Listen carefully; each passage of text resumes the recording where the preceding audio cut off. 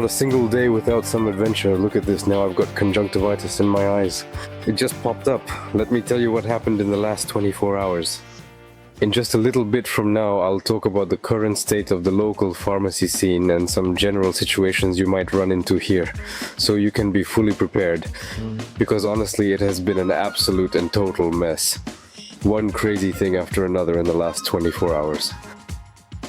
Anyway, think back to yesterday. Do you remember? Well, I guess for you it was probably just a moment ago. I told you all before, you guys really should get a motorcycle. It is just an awesome experience. Riding a motorcycle through these wide open spaces, it is truly beautiful, very cool, and honestly so impressive.